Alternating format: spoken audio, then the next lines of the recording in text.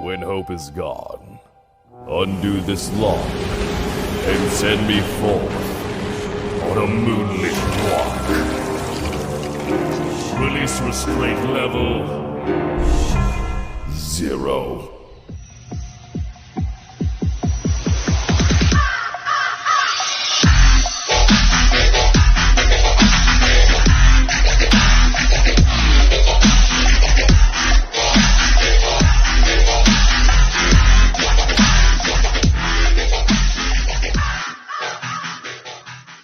Hey kids, wanna see a dead body?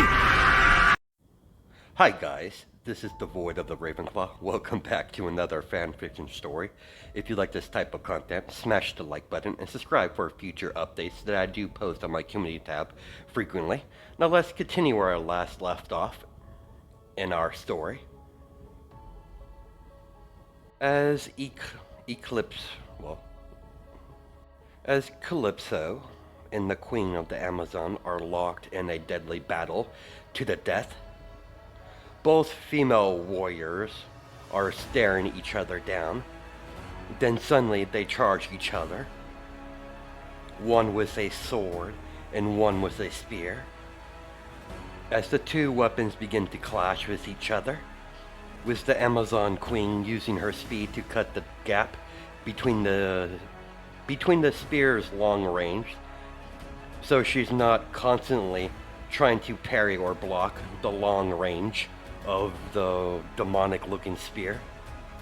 Calypso couldn't help but be slightly impressed by the Amazon's skill. She's far more skilled than those weaklings that she fought so far.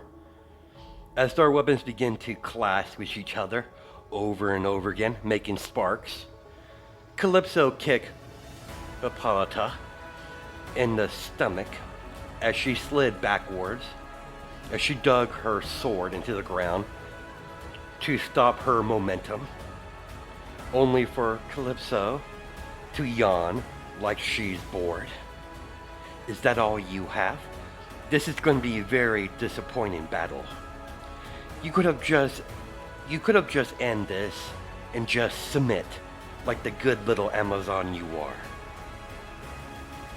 You think we'll submit to you or anyone else? You don't know a goddamn thing about us Amazons.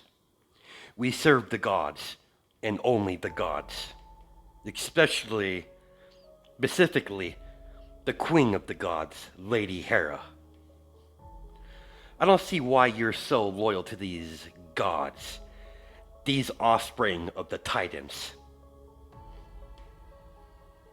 I have looked into these gods since I was freed. They don't deserve such loyalty. It's completely pointless now. I will have that medallion, and I will find the others, then I will free my beloved, then we will begin cleansing this world of these gods of yours, and they'll be the first ones to go. What you're suggesting is pure madness. You cannot win against the gods. That's where you're mistaken. My beloved is far more stronger than I am. I'm no weakling, but he's always been far more powerful. And once he's released from his imprisonment, he will rain fire upon this planet and remove everything that displeases him. And if you think these Olympians have a chance to bring my husband down, totally mistaken. Even these Titans weren't strong enough to defeat him, so they had to steal him away. But that trick won't work on us again. Time to die. Calypso moves so fast, ready to pierce the Queen of the Amazons. The Queen, Hippolyta, I don't know. The Queen of the Amazons barely managed to reflect the spear thrust that would have pierced her head, would have pierced right through her head if she didn't react fast enough as she did. As she was beginning to, as the Queen noticed that Hippolyta is being pushed back by Calypso's continuous spear thrusts towards her, making the Queen of the Amazons go forced to go and defend by parrying or blocking every spear thrust. If the sword she's using wasn't made on this island, her weapon would have been shattered long ago. Suddenly the queen wasn't able to move her body, as she's panicking in the inside but keeping a composed expression on her face. "What the hell did you do to me, fiend?" It's quite simple, hon. Before I became what I am today, during my hatchling years, I gained the power to control blood. That only became more powerful over the years. I could use the blood of any species, like a puppet. If they have blood coursing through their veins, even gods will be affected. I want you to think that they're invulnerable, but in truth, they're not. Naturally, no random earthling can defeat or kill a god without wielding a powerful weapon. But beings like myself and my beloved are far more of a different story. This world will be conquered, and there's not a goddamn thing you could do about it. You won't succeed, fiend. We'll just have to see and wait. As you see Calypso approach one of the larger statues of one of the goddesses, Artemis, the goddess of the hunt, holding a bow and arrow, as you see the medallion in the eye of the statue, specifically the right eye. The medallion was yanked out of the statue and landed in Calypso's hands. You don't need to fret, little Amazon. I won't end you this day. Your end will come by my hands, and my hands only. But your demise is not upon us just yet. I will decide when your life ends, but here's a little parting gift. Calypso's hand was glowing a very ominous black. Calypso placed one of her claw fingers on Hippolyta's right side of her neck as a symbol appeared on her skin, then immediately disappeared as the queen was released from whatever stopping her from moving. As she begins to scream out in pain because of the effects of the curse finally taking effect. You're probably wondering what I did to you, little Amazon. I placed a little nifty little curse on you. Gods are not the only ones who could curse people. This curse won't kill you, but it'll make your life a living hell. Until I release you from this mortal coil. Calypso left the palace, leaving the queen of the Amazons, Hippolyta, to scream out in agony and pain, as Calypso killed any Amazon that got in her way when she was making her way out off the island. Finally, she left Paradise Island in shambles and on fire, as the entire city is on blaze. Basically, the city's on fire. Meanwhile, in Metropolis, Izuku went into the city.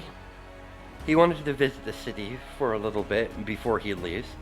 He knows a large group of people are all gathered up, as Izuku could hear the sounds of battle, as Superman himself is fighting against a weird-looking creature with pitch-black skin, with a exposed brain. The creature has some form of beak. Izuku walked out of the crowd and began to float upwards until he landed on on the roof of one of the buildings to get a better view of the fight. Clark charged the strange-looking creature once again, and yet again, only to get punched across the city, skidding across the street until he finally stopped after hitting a couple of street signs, then slammed right into a billboard as he kind of ricocheted off the ground into the air a little bit, flying into a nearby billboard that was on the street. The Nomu eyes begin to glow red as the creature shot out heat vision that hit Superman dead on when he got up to his feet, as he crossed his arms to try to negate most of the heat vision that he was shot with, as Superman was pushed backwards, and it doesn't look like he was going to stop anytime soon, as Izuku was very intrigued by the events that's currently transpire during this fight. He was quite fascinated about the unknown creature that Superman is fighting. Izuku was very tempted to jump down there and fight the creature. The League of Villains created two Nomus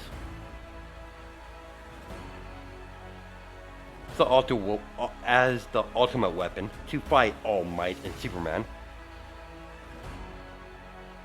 They had that in mind when they created these living weapons, or undead weapons, that's currently fighting Superman, was made with kryptonite DNA that they managed to get from a deal from Lex Luthor. There's not enough kryptonite DNA in the creature's body to negate his quirks. Clark eventually used his own heat vision to clash with the heat vision that the creature shot him with. As the two heat visions collided with each other, as there's a beam struggle in the middle of the street, Clark could feel himself being pushed back as he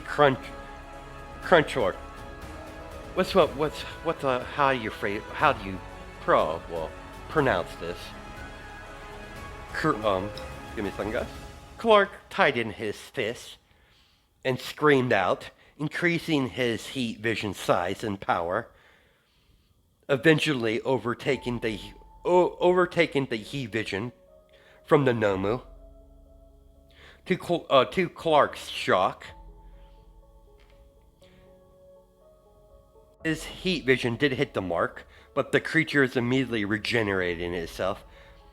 He managed to vaporize half of the body of the monster's body, but it's simply regenerating new limbs like it was nothing. The Nomu immediately charged forward, snarling, and flew towards Superman and began to swing his fist repeatedly, hitting Superman. Clark managed to block one of the strikes and land a uppercut, making the Nomu become airborne. To Clark's surprise, the creature recovered and began to hover in the air, then immediately dived downwards towards Clark.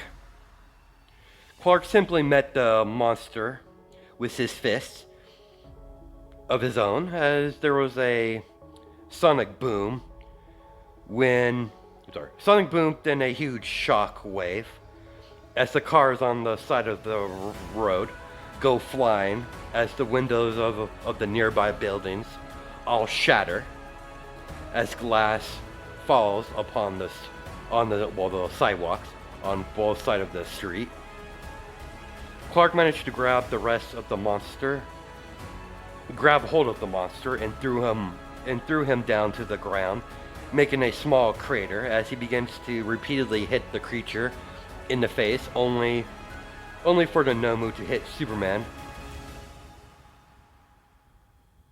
getting the Kryptonian off him then managing to grab onto Clark and proceed to squeeze him in a bear hug.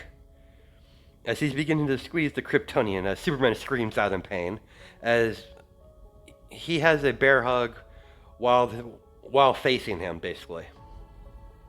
The Nomu's eyes begin to glow bright red, ready to shoot out his heat vision in point blank range in Superman's face.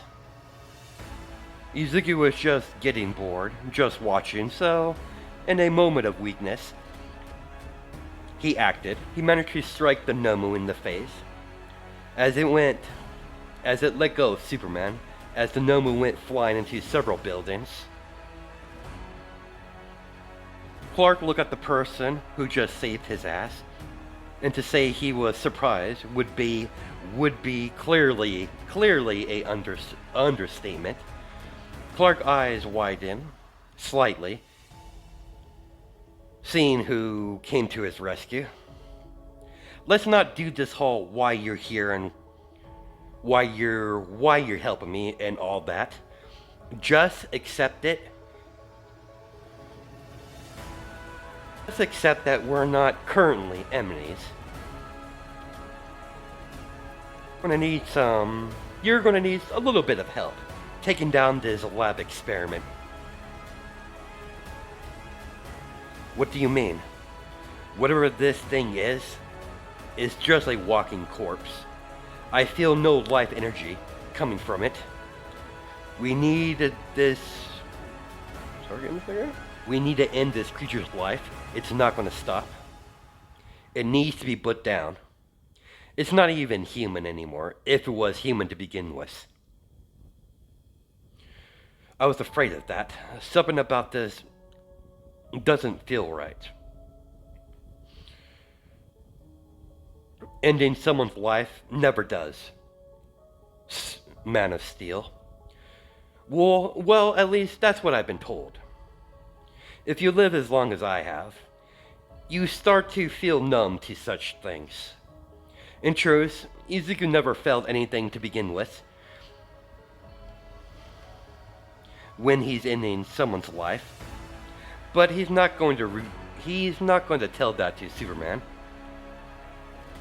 He's not going to spill all his dark secrets to the Man of Steel, to some random hero. He's a villain after all. He has his standards. He has a reputation to uphold. Izuku bolted forward, seeing the monster returning with incredible speed, leaving Superman to decide what he's going to do. He's going to have to choose, let the creature destroy the city, or put the creature down, deeming the creature a lost cause. Clark has always valued all life. He's having a hard time acting. He's very conflicted. He knows putting this creature down is probably the best course of action, but it's still morally wrong, at least for him. Clark let out a deep sigh and closed his eyes when he did reopen them. He had a very determined face, like he made up his mind. He's the protector of Metropolis. He knows his lifestyle that he chosen to live will never be easy. He's going to be faced with many decisions like this in the future. So he gathered up his resolve and flew towards the creature. The Nomu alongside with Internal. Izuku blocked an attack that was going to hit Superman, while Superman flew around Internal and struck the Nomu in the stomach, while Internal struck the Nomu across the face. As Superman went in and landed a devastating uppercut, making the creature go airborne as Internal appeared above the abomination and released a burst of pure energy. well, pure magical energy that shot out of the palm of his hand and blasted a Nomu into the ground. As the steaming Nomu is slowly getting up, as it's regenerating his right arm from being vaporized from that blast that Internal unleashed upon the Nomu. Izuku floated down right next to Superman. What the hell is that thing made of? It's pretty durable. It has some sort of regeneration. I noticed some of my strikes, and I also noticed some of my strikes wasn't affecting it, like it has some sort of shock resorption. I've never fought anything like this before. Be on guard. It's coming. Internal got into a fighting stance while Superman just charged in. After all, Clark Kent doesn't have any fighting style. He just swings his arms wildly like a caveman. He doesn't have no technique to his fighting. But regardless of the lack of Superman or Clark's fighting skills, Izuku wasn't too far away from Superman. After he flew and began to charge the Nomu, as Clark began to exchange blows with the lab experiment gone wrong, Izuku targets several parts of the Nomu's body, trying to find a weakness, but no success to find a weak point until he targeted the brain.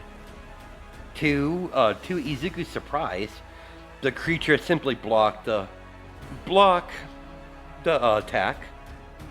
Seeing that's clearly his weak point if the mindless creature is trying to protect it. But he doesn't know if he managed to destroy the brain that the creature won't just simple regenerate it. He doesn't know how advanced his regeneration is. And he's unsure what type of power he has. Internal is unaware that this creature has several quirks. He's going to have to vaporize the mindless beast in one go. Izuku blocked another attack that was meant to hit Superman and began to target the head, the weak point, as he yells at Superman to target the head. It's his weak point. Don't know if he's able to regenerate it, Soups, but that's our best option. Internal slammed his fist across the Nomu's face, then shoulder check the monster into a nearby building. Izuku's right arm begins to emanate electricity as a purple lightning bolt appears in his hands as he tosses it at the incoming Nomu. As there was a bright flash as the creature screamed out in pain, Izuku continued to throw purple lightning bolts at the undead creature repeatedly.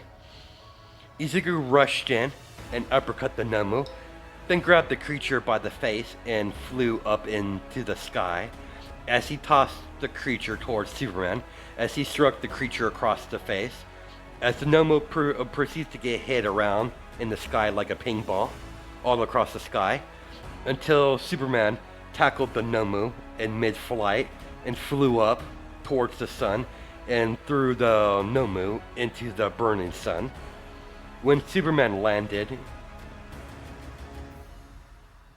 right next to Internal, Internal looked up to see something coming from the sun, heading towards their direction. Incredibly fast. As the Nomu crashed back to the earth, making a shockwave in a small crater when he landed, making a slight earthquake as an after effect, as the street began to crack, as the Nomu's skin is bright red, surprising Clark that it's still alive. by the look of it, the regeneration and the Kryptonian DNA, he was able to withstand the high temperatures of the sun. This is not good. Incredible. That wasn't power enough to kill it. I guess I'm going to have to pull out some of my big guns. You might want to get all the civilians out of the area. My next attack is quite a bit devastating and destructive. Unless you don't mind innocent civilians getting vaporized. I would advise you to get any civilians nearby out of the area, mostly a 2-mile radius from our position. This spell I'm about to use, this spell I'm about to unleash, hasn't been battle tested yet, so I'm not sure what's going to happen. Clark simply flew off, tried to get as many people as he can out of the area, as he was instructed to get everyone away from a 2-mile radius. Would have been almost impossible for any other hero, but because of Superman's speed, ability to fly and see through walls, he was able to get everyone out of the area from a 2-mile radius to a safe distance. Suddenly, the Nomu was engulfed in a magical sphere, circle, basically like a ball construct that had several magical circles all around it. From huge to big to small. Suddenly, magical chain constructs dig into the flesh of the Nomu, constraining it from several of the small magic circles. Phase 1 complete. Target has been secured. From now on further, things are going to get a little bit tricky. The medium magic circles shoot rapid shots of pure magical energy in forms of beams, hitting the target repeatedly. As a larger magical circle starts to fire off more powerful shots, as several more magical circles shoot off magical constructs of spheres, until the largest magical circle on top drop a small magical orb that's the size of a marble, as the marble itself is swirling between green and purple. When the magical marble made contact with the ground, Izuku immediately surround the Nomu and his spell in a magical barrier, condensing trying to conceal the pure magical destruction that just went off as a earthquake can be felt, as the magical barrier is barely withstanding the magical blast. The barrier itself beginning to crack under the pressure. Slowly but surely, more cracks begin to form. Izuku repaired what he could. The cracks finally stopped. The barrier shattered, revealed a large, humongous, pretty huge crater in the middle. That one attack took a good portion of his mana reserves to pull off. He was able to use he won't be able to use that attack again. It's a combination battle spell that shoots off pure beams of energy and magical constructs, ending with a supernova. The supernova might be small in size, but is nowhere small when it comes to its destructive power. With the threat taken care of, and with Superman occupied with the press that just arrived, he took his leave by simply portaling away. The moment he walked into the manor, Amber was already waiting for him. Seemed to cause quite a ruckus in town today. I don't know what you're talking about, Amber. I'm not stupid, sir. How long have we known each other? We've known each other over hundreds of years. And I know how you are, and I saw the whole thing on the news. They broadcast the entire fight, from afar, of course. Yes, that's one way to get your name out there. Got me, guilty as charged. Couldn't help myself when I saw that strong opponent, or creature, or whatever that thing is. I know for a fact it wasn't human. It's dead now. I have a feeling whatever that thing was is probably not the only one out there. You're right. You're right on that. It's clear it would have to be man-made in a laboratory. That thing had kryptonite abilities. Clearly it was made in a lab. There's clearly another faction out there that's currently involved, but they weren't anywhere near the battlefield, so I couldn't see who was responsible. Clearly the thing was made to fight Superman and kill him, but I think I might have made an enemy. Whoever released that thing across Metropolis. I'll cross that bridge when I get to it. We need to get things. We need to get our things together and leave Metropolis. I think we outstayed our welcome. Now that Superman knows I'm here, he'll start searching for me, and I can't have that. As we cut to Wonder Woman in her apartment, she is unaware what's been going on in Metropolis. She's on the other side of Metropolis, so she doesn't know what's happening, nor has she turned on the news. She was just making dinner in her kitchen until she got a knock on her front door of her apartment. She opened up the door to see several of her sisters from Paradise Island. Can we come inside, sister? We have news from home. Yes, of course, sisters. As a small group of Amazons came inside. Clearly something's wrong. If you came from the island to the man's world, to the world of men, you wouldn't have ventured here otherwise. It's mother, isn't it? We were attacked, and your mother was cursed. She's unable to leave her chambers. The curse keeps her continuously in pain. Your mother needs to speak with you.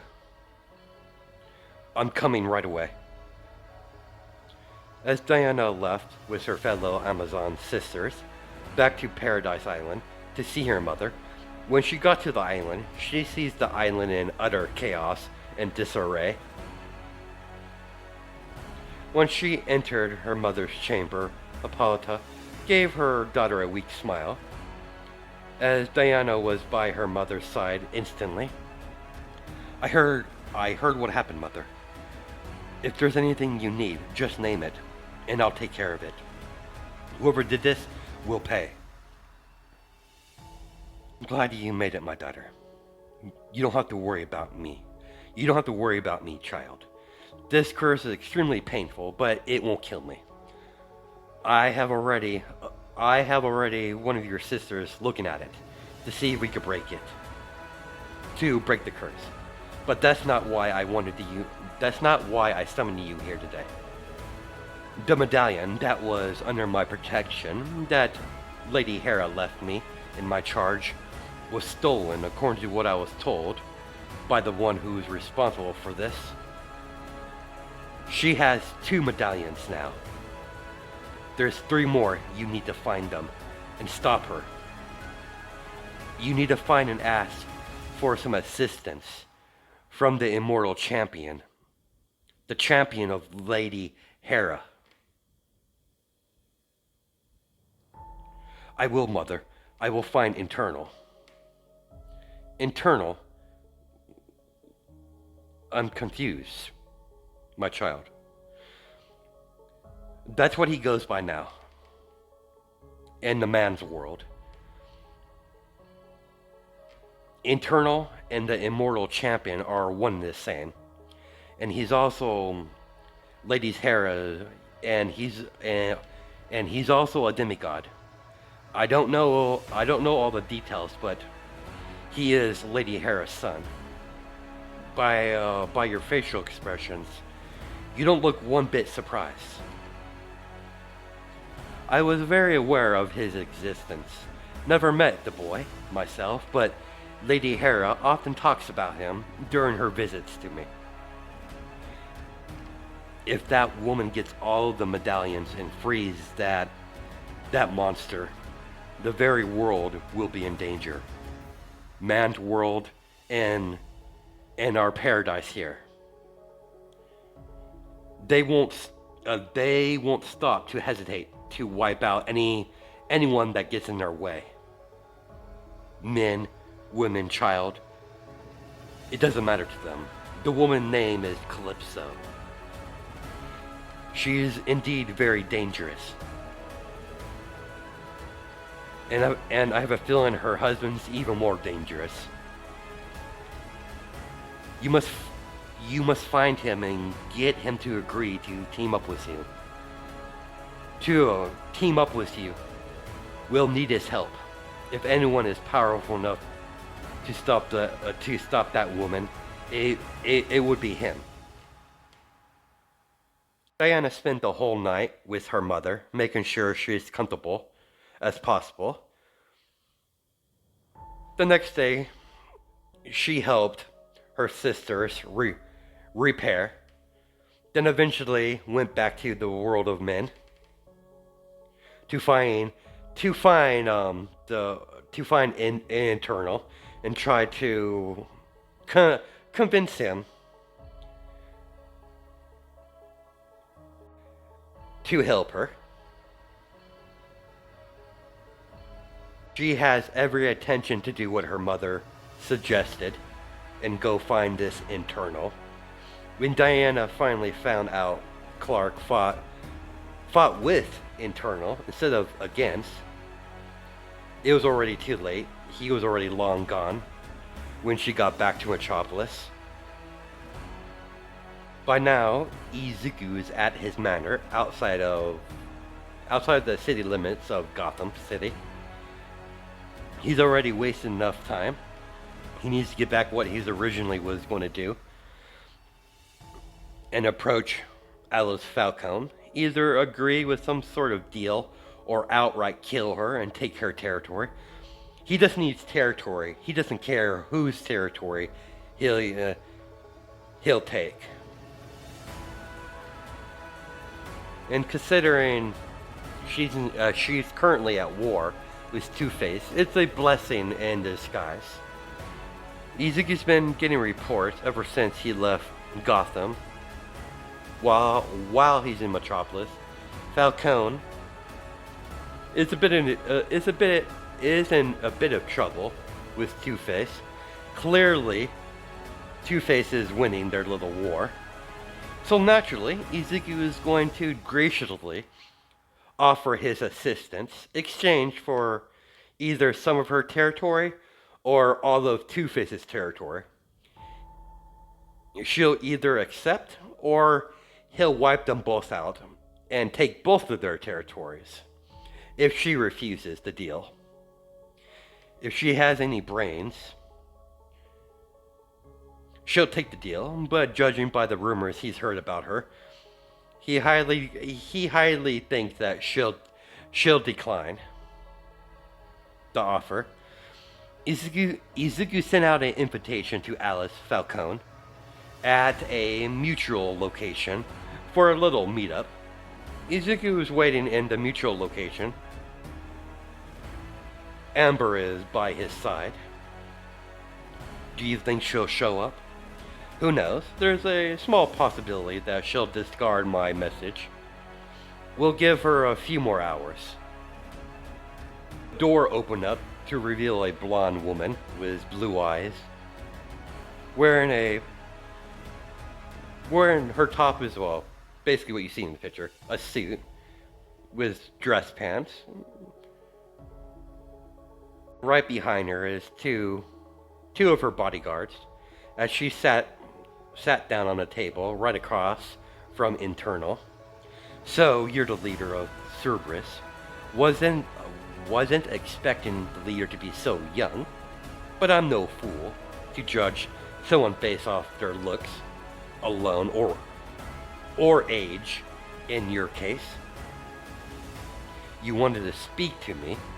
I'm here, so what do you want? I'm a busy woman. I have a war to fight. If you haven't noticed. I'm not surprised you two are currently in a war.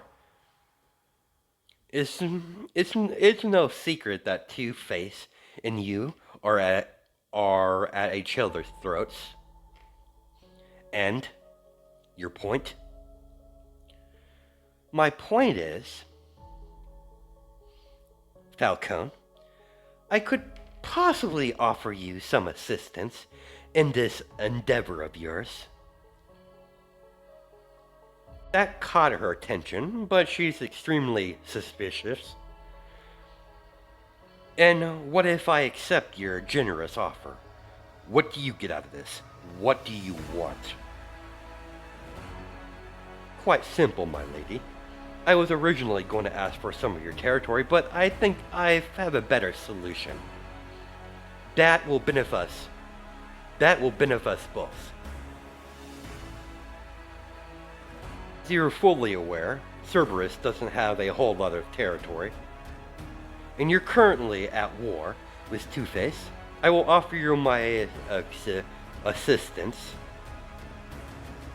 and help you and join forces with you to take down Two-Face. All I want in return is his territory. And to sweeten the pot a little bit, I will also offer you a alliance with Cerberus. It would be most beneficial for you. I have a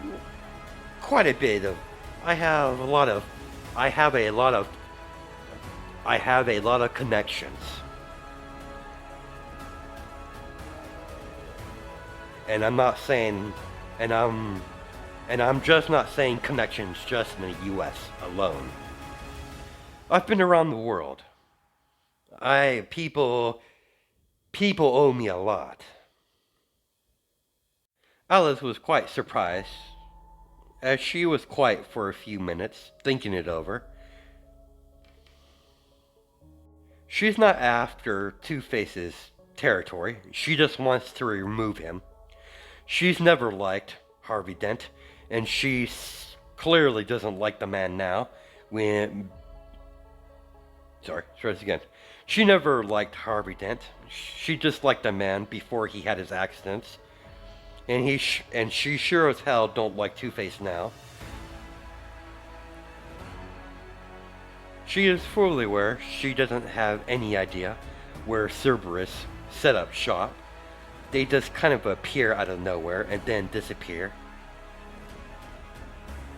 She's willing to sacrifice a little bit of territory just to get Two-Face out of the picture. And this alliance could help her to regain the renown that her family once held. She hates to admit it. She She hates to admit it to herself, but she's gonna need Cerberus. She's been keeping tabs on Cerberus ever since she found out that their existence. They just appeared out of nowhere, took over the last remaining free territory. She, like I said before, she doesn't know where their main bases, the bases of operation they are. They just disappear out of nowhere, or appear and disappear out of nowhere, like they weren't even there. They're mostly a mysterious group called Cerberus. The deal with them, the deal he's offering her, is most appealing, but she has to ask, what if I refuse this generous offer of yours? It's quite simple. I'll kill you and Two-Face and take both of your territory.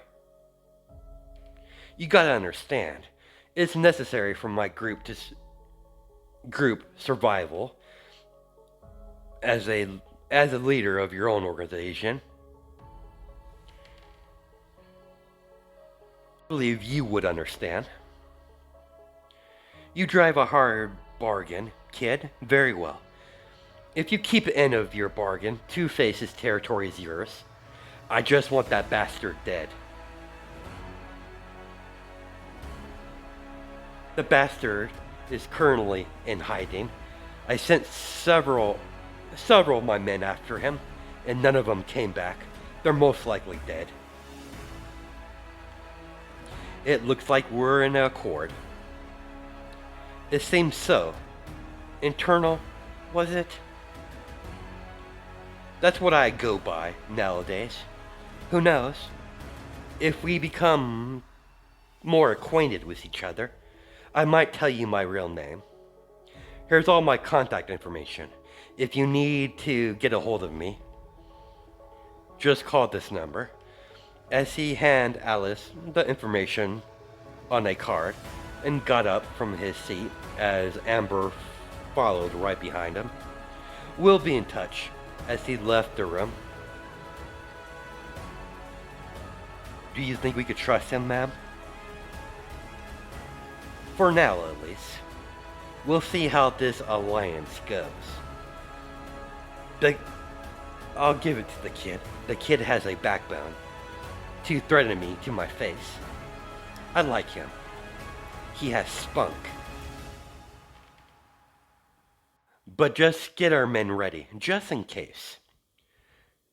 I don't think it'll be necessary, but I'd rather have my men ready, just in case, if he does betray us.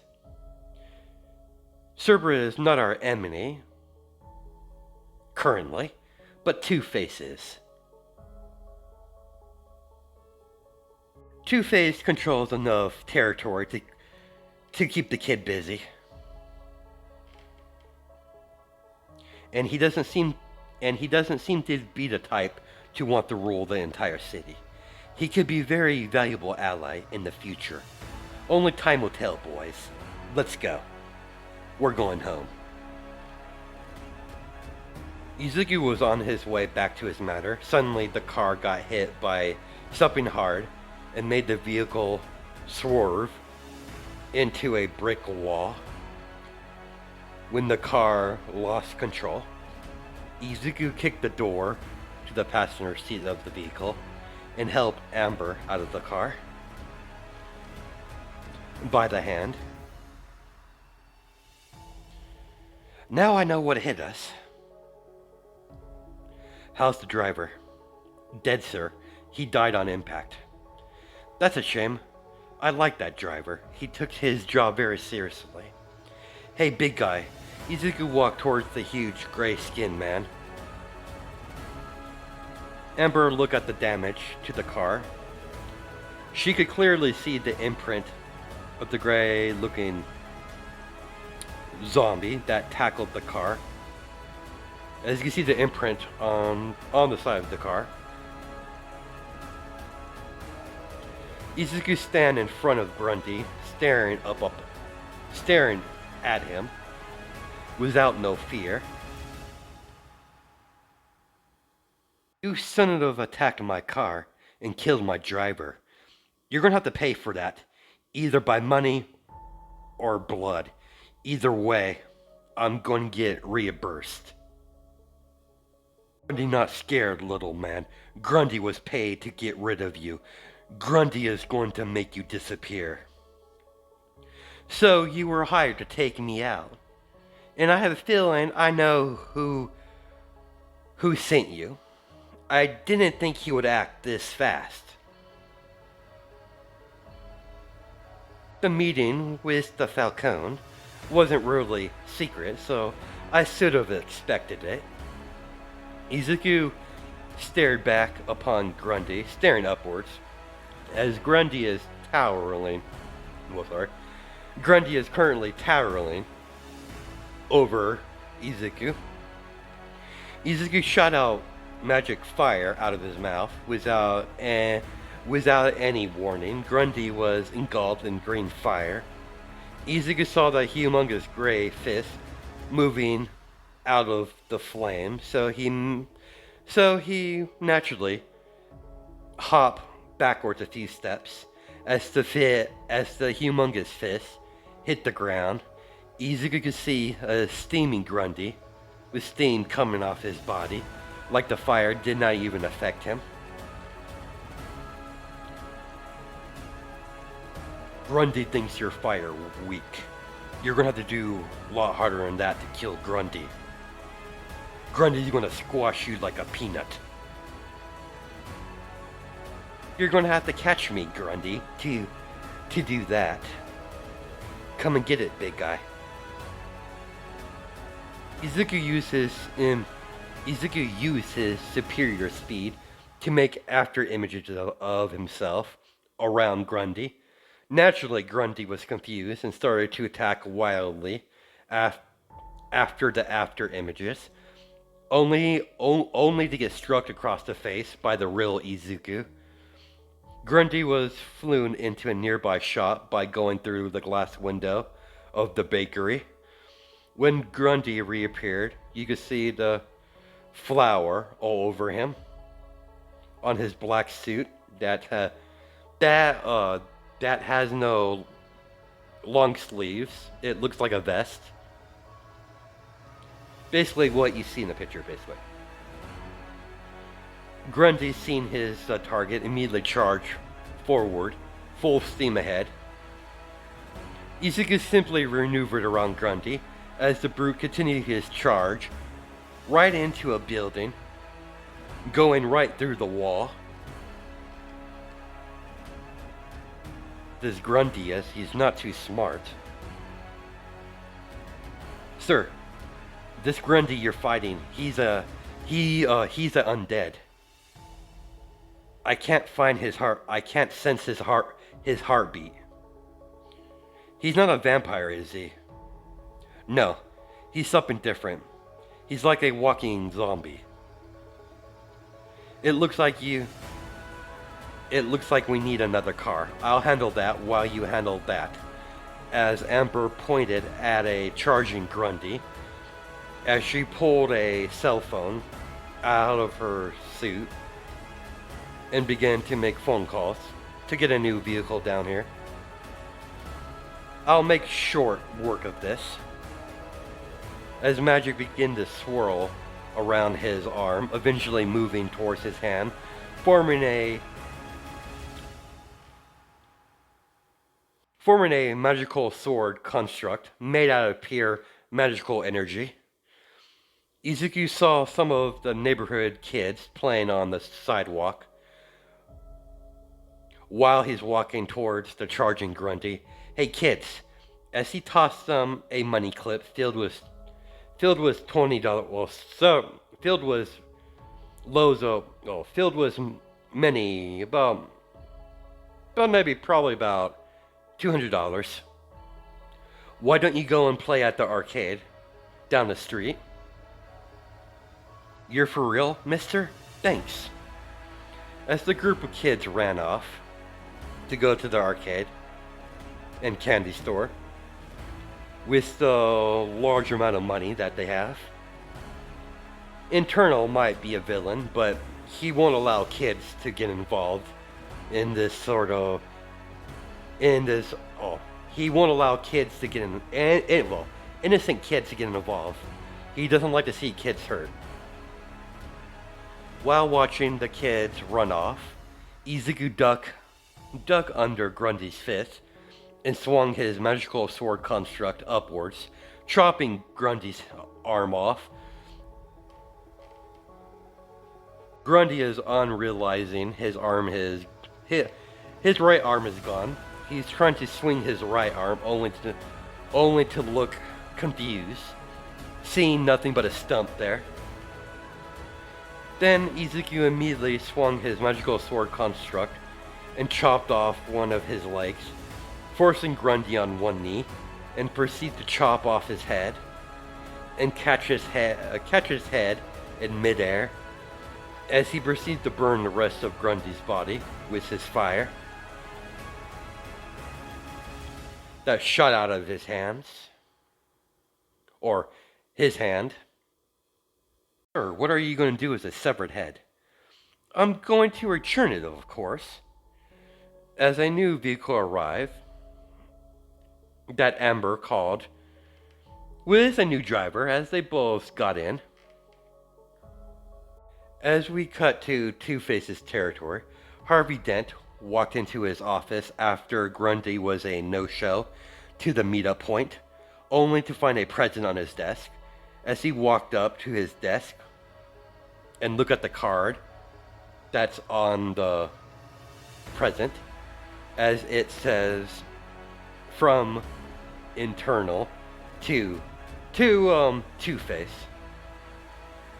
He opened up the present, only to find a Grundy severed head. Inside, as his eyes widen up, as he sees what's inside Grundy's mouth, is a stick of dynamite with a timer on it. The timer only has 3 seconds left on it, as he immediately acted, as he jumped out of his window of his office. That's about 2 stories. A second later, there was a large explosion, burning down half of his house. As Harvey, or Two-Face, gets up and screams, "Internal!" "You bastard! I'm gonna get you for this, Internal! You're a dead man!" And that's where we're going to stop it. I hope you guys have a good night and day. Enjoy my time zones. And I'll catch you in the next video.